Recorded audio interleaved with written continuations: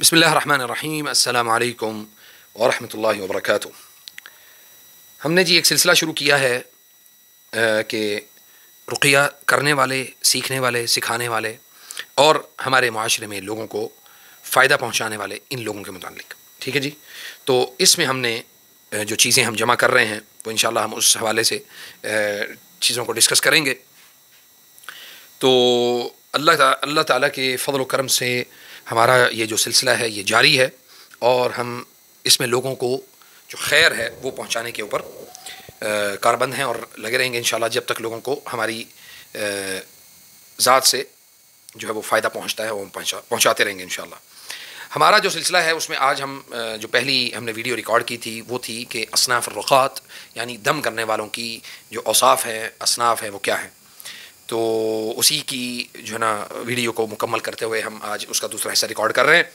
تاکہ آپ اس حوالے سے اگر کوئی آپ کے سوالات ہوں تو وہ آپ سوالات بھی ہم سے وہ کر سکتے ہیں۔ اور اسی حوالے سے ہماری جو پہلی ویڈیو ہے اس میں ہمیں ایک بھائی نے سوال بھی کیا تھا، اس کا جواب بھی ہم دیں گے انشاءاللہ۔ تو سب سے پہلے اللہ تعالیٰ کے فضل و کرم سے اس چیز کو آگے بڑھاتے ہیں کہ بعض جو راقی ہیں، دم کرنے والے، ان کی جو اوصاف ہیں،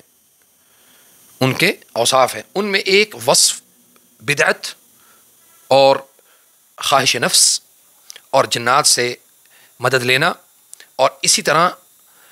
ایسی حرام چیزوں کے ذریعے سے لوگوں کا علاج کرنا جس کا قرآن و سنت سے کوئی ہمیں ثبوت نہیں ملتا۔ مثلا ایک شخص اگر کسی کے جسم کی یعنی کپڑے کی پیمائش کرتا ہے، اس کو ناپتا ہے، تو وہ یعنی الرقاء الشرعیہ، شرعی دم کرنے والا نہیں ہے۔ اور اسی طرح ایک شخص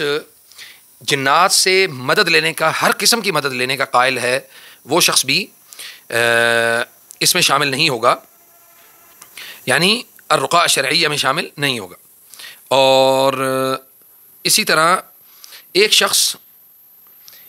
جو ہے وہ علاج کے دوران ہونے والی یا استعمال کی جانے والی حرام چیزوں کا استعمال کرتا ہے تو اس کا بھی اس میں شمار نہیں ہوگا۔ رقاء الشرعیہ یعنی جو دم کرنے والے جو شرعی معالج ہیں اس میں اس کا شمار نہیں ہوگا۔ اچھا جی، پھر ایک سوال جو ہے نا وہ یہ تھا بڑا اہم کہ راقی کے نالج اور کوالٹیز کے بارے میں پلیز ایسی مزید ویڈیوز بتائیں تاکہ ہمیں نالج ملے، جزاک اللہ خیر۔ یاد رکھیں کہ راقی کا جو رقیہ کرنے کا جو اسلوب ہے وہ بہت زیادہ اہمیت رکھتا ہے۔ ایک راقی جو لوگوں کے ساتھ بد اخلاقی کے ساتھ پیش آئے، یا لوگوں کے ساتھ ایسی اس کی طبع اور مزاج ایسا ہو جو لوگوں کے مزاج کو یا لوگوں کے یعنی لوگوں کو وہ ٹھیس پہنچائے، تو اس کا مطلب یہ ہوتا ہے کہ وہ شخص معالج نہیں ہو سکتا، کیونکہ اس فیلڈ کے اندر یا اس میدان کے اندر لوگ جو ہیں وہ پہلے سے ٹوٹ پھوٹ کا اور بیماریوں کا اور مسائل کا شکار ہوتے ہیں، اور اگر آپ ان کو اپنے اخلاق سے یا اپنی بد اخلاقی سے آپ ان کو دور کر دیں گے تو وہ کسی ایسے شخص کے پاس چلے جائیں گے یا کسی ایسے راستے کا انتخاب کریں گے جو قرآن اور سنت سے باہر ہوگا، اور وہ اس کو اختیار کرنے کے بعد اس چیز کا سارا جو یعنی جو گناہ ہے وہ اس کے سر ہوگا جو معالج ہے۔ اور اس میں اصناف الرقات میں ایک بڑی اہم چیز جو ہے وہ یہ بھی ہے کہ بعض جو کفار اور مشرکین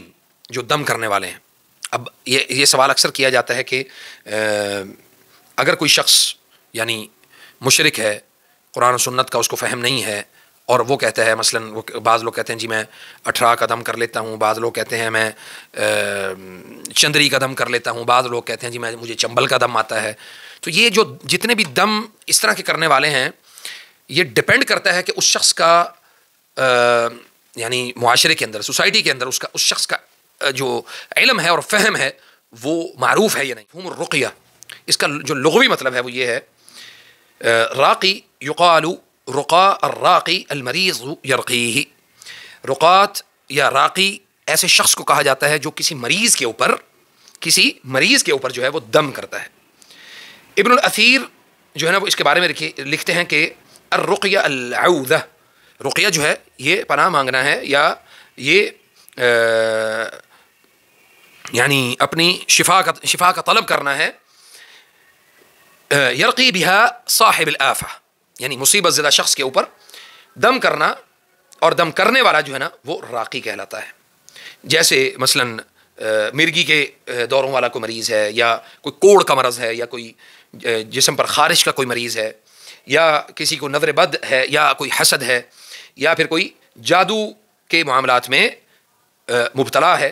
تو وہ اس کے اوپر محنت کرنے والا جو شخص ہے وہ کیا ہے؟ راقی ہے. اور وہ یعنی یہ دم کہلاتا ہے. اور اس کے بعد دم بنیادی طور پہ مدد طلب کرنا اللہ تعالیٰ سے، بیماری کے لیے اللہ تعالیٰ سے دعا کرنا، اور اللہ تعالیٰ سے اس بات کا تقاضا کرنا کہ اللہ تعالیٰ ہمارے گناہوں کو، ہماری غلطیوں کو اور ہماری بیماریوں کو اللہ تعالیٰ معاف کر دے، اور ہم اللہ تعالیٰ کی پناہ میں آ جائیں. اعوذتہ باللہ یعنی اللہ کی پناہ میں آ جانا. اور بعض جو ہیں اس میں فقہا نے اس کے بارے میں لکھا ہے کہ بعض انہوں نے یعنی فقہا نے لکھا ہے کہ والرقیہ قد تکون بکتابۃ شیء وتعلیق. بعض فقہا نے لکھا ہے کہ دم جو ہے وہ یہ ہوتا ہے کہ کسی چیز کو لکھنا اور کسی چیز کو لٹکانا. اور وہ رقیہ الکفریہ میں آئے گا، یعنی کفریہ دم، یعنی شرکی دم، شرکیہ شرعیہ نہیں، شرکیہ دم میں کسی چیز کو لکھنا اور پھر جو ہے وہ اس کو لٹکانا. لیکن وقد تكون بقراءة شيء من القرآن والمعوذات والأدعية المأثورة هذا الرقية الشرعية. اور اگر وہ قرآن یعنی کسی چیز کو پڑھنا، خاص طور پہ قرآن کریم میں سے، والمعوذات یعنی قل اعوذ برب الفلق، قل اعوذ برب الناس، اور ادعیۃ المأثورہ جو نبی صلی اللہ علیہ وسلم نے ہمیں دعائیں بتائی ہیں، وہ رقیہ شرعیہ کہلائے گا. رقیہ شرعیہ. اب اس کی رقیہ شرعیہ کی یعنی اقسام الرقیہ، دم کی 3 اقسام ہیں. وہ کون کون سی ہیں؟ مختصر اختصار کے ساتھ بتا رہا ہوں. الشرعیہ سب سے پہلی ہے شرعی، یعنی جو قرآن سنت سے ثابت ہو، بما كان من کتاب اللہ او الادعیۃ النبویہ والادعیۃ الخالیۃ من الشرک، ایسی دعائیں جو شرک سے خالی ہوں، اور کتاب اللہ اور سنت رسول اور نبوی دعاؤں سے یہ دم ہوتا ہے شرعیہ. اچھا جی، دوسرا ہوتا ہے محرمہ، حرام، شرکیہ او کفریہ، شرکی اور کفر والا دم، کدعاء غیر اللہ من جن، اللہ کے علاوہ کسی جن کو پکارنا مدد کے لیے، یا ستاروں کو پکارنا، یا جادو کے ذریعے سے، یا طلاسم کے ذریعے سے جادو کو لکھنا، اور اسی طرح غیر اللہ کی عبادت کرنا. اور تیسرا ہے مکروہ،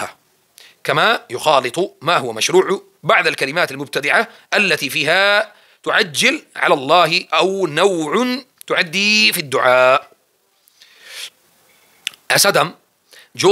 مبتدع ہو یہ مکروہ دم کہلائے گا، یعنی بدعات اور خرافات والا دم، یا پھر ایسی چیزیں،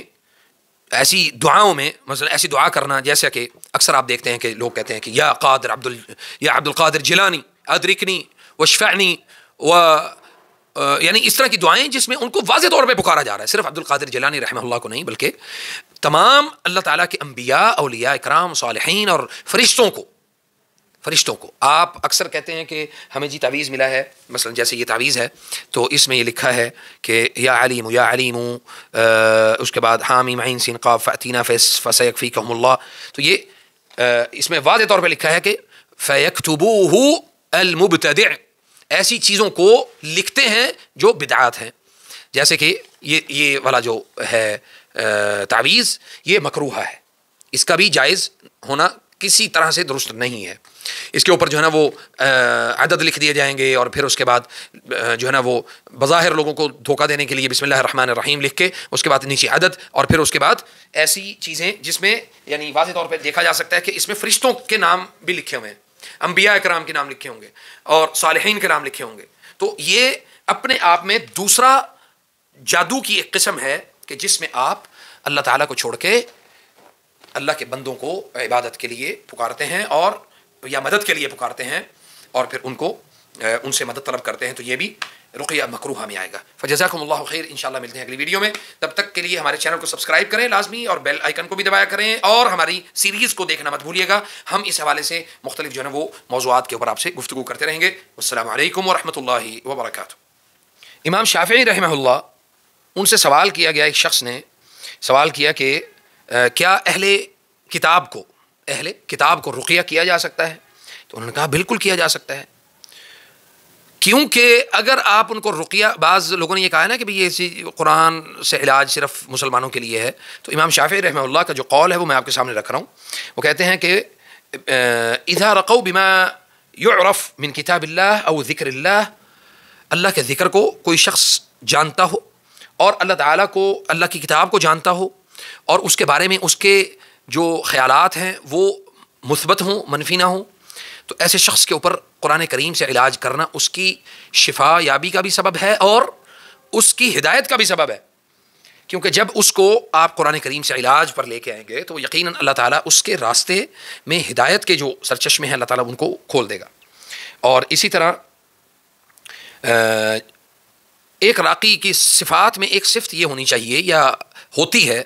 کہ راقی جو ہے وہ حرام چیزوں سے علاج نہیں کرتا. مثلا شراب سے علاج نہیں کرے گا, یا سور کے گوشت سے علاج نہیں کرے گا, یا پھر ایسی چیزیں جو انسان کی زندگی میں شامل ہو جاتی ہیں بیماری کی کیفیت میں, یا بیماری یا اس کو بیمار کر سکتی ہیں ایسی غذائیں یا ایسی چیزیں, تو وہ ایسی چیزوں سے وہ علاج نہیں کرے گا. اچھا جی, جو یہاں پہ بھائی نے سوال کیا تھا اس کا جواب دینا جو ہے نا میں بہت ضروری سمجھتا ہوں, کیونکہ بہت زبردست انہوں نے جواب دیا ہے کہ راقی کے اندر کوالٹیز کیا ہونی چاہیے. ان کوالٹیز میں ایک کوالٹی جو ہے نا وہ اس کے علم کو آپ مد نظر رکھیں گے کہ اس شخص کے پاس قرآن اور سنت کا فہم ہے,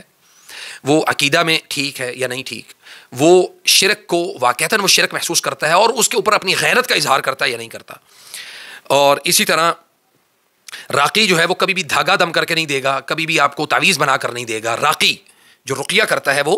کبھی بھی آپ کو یہ چیزیں بنا کر نہیں دے گا, کبھی کیل آپ کو دم کر کے نہیں دے گا. جس طرح سے یہ کیل بھی میرے پاس موجود ہیں, کیل جو ہے نا وہ بعض راقی جو ہوتے ہیں وہ کیل دم کر کے دیتے ہیں, وہ راقی نہیں ہوتے, وہ رقات نہیں ہیں, وہ ساحر ہیں. ان کا سحر یعنی مسحورین اور مشعوذین میں ان کا شمار ہوتا ہے. اور پھر اس کے بعد یہ ہے کہ اچھا جی, ایک دفعہ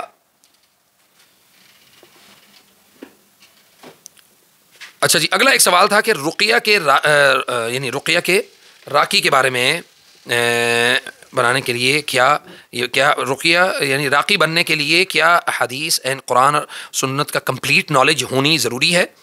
حافظ ہونا کیا ضروری ہے؟ جی حافظ ہونا تو بہت ضروری ہے. کمپلیٹ حدیث کا نالج نہ بھی ہو, کم از کم معاشرتی اور ان چیزوں کے اوپر یعنی معاشرے سے ریلیٹڈ جو احادیث ہیں اس کا نالج اس شخص کو ہونا چاہیے. علوم الحدیث اور اصول الحدیث, علوم الحدیث و اصول الحدیث و قواعد الحدیث و قواعد السنہ, یہ اس بندے کو ان چیزوں کا علم ہونا چاہیے. اور انشاءاللہ باذن اللہ ہم اگلی جو ویڈیو بنائیں گے وہ ہم قواعد الرقیہ الشرعیہ و اصولها, یعنی رقیہ شرعیہ کے قواعد اور اصول کے اوپر ہم انشاءاللہ تعالی ایک ویڈیو بنائیں گے تاکہ آپ اس کو بھی مکمل دیکھیں. اس کے علاوہ کون سے علم کی نالج ہونی ضروری ہے؟ راقی کے لیے میڈیکل سائنس کا بھی جاننا ضروری ہے, راقی کے لیے نفسیات کا علم حاصل کرنا بھی ضروری ہے, راقی کے لیے معاشرتی مسائل کے اوپر ہونے والے جو ان کا حل ہے ان کا علم بھی جاننا ضروری ہے. میاں بیوی اور اولاد کی تربیت اور خامن کی تربیت اور بیوی کی تربیت, یعنی ان چیزوں کے اوپر بھی اس کا علم کا جاننا ضروری ہے. اور خاص طور پہ ان علوم کے اوپر وارد ہونے والی احادیث اس کے بارے میں راقی کا علم ہونا, عالم ہونا ضروری ہے. اور اسی طرح احادیث کا بہت ساری ایسی احادیث جو معاشرے میں ایک مثبت کردار ادا کرتی ہیں, اس کا حافظ ہونا, ان احادیث کا حافظ ہونا راقی کے لیے بڑا ضروری. اور پھر اس کے بعد یہ ہے کہ اچھا جی یہ سوال بڑا اہم تھا جس کے بارے میں یہ بات کر رہا تھا کہ جو بعض یعنی اہل کتاب کو جو ہے نا وہ رقیہ کرنا یہ درست ہے یا نہیں. تو امام اس میں لکھا ہے جی امام مالک رحمہ اللہ اور ابن وہب وہ کہتے ہیں کہ لا اکرہ الرقیہ اہل الکتاب واخذ بحدیث ابی بکر صدیق رضی اللہ عنہ اذ قال للیہودیہ, یعنی جب انہوں نے ایک یہودی عورت کے متعلق یہ کہا تھا کہ ابو بکر صدیق رضی اللہ تعالیٰ عنہ نے ارقیہا بکتاب اللہ عز وجل ولم یأخذ بکراہیہ، حضرت ابو بکر صدیق رضی اللہ تعالیٰ عنہ نے جو ہے وہ یہ کہا تھا کہ اس عورت کو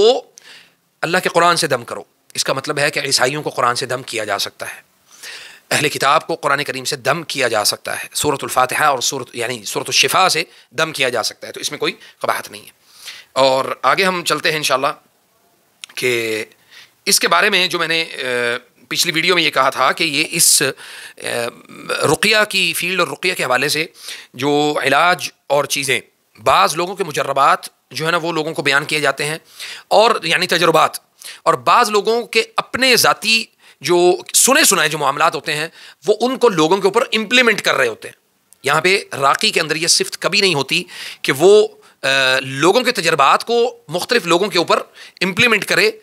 بلکہ وہ قرآن اور سنت کے مطابق بتائے ہوئے اور بہت سارے اس کے اپنے ذاتی تجربات جو قرآن و سنت سے نہ ٹکراتے ہوں. کیونکہ اس کے بارے میں واضح طور پہ ایک حدیث موجود ہے کہ لا بأس بالرقاء ما لم تكن فيه الشرك، ایسا دم، ایسا رقیہ کرنے میں کوئی قباحت نہیں ہے، کوئی حرج نہیں ہے جس میں شرک نہ ہو. تو شرک، ان الشرک لظلم عظیم، شرک جو ہے یہ بہت بڑا ظلم ہے. ٹھیک ہے، تو اس حوالے سے یہ ضروری چیز تھی. اور دوسرا جو ہے ہمارا جو موضوع تھا وہ اسی ویڈیو میں ہم اس کو آگے جو ہے نا وہ لے کے چلیں گے انشاءاللہ، کیونکہ ہم اصناف الرقات وہ بیان کر چکے ہیں. اگلا جو ہمارا موضوع ہے وہ ہے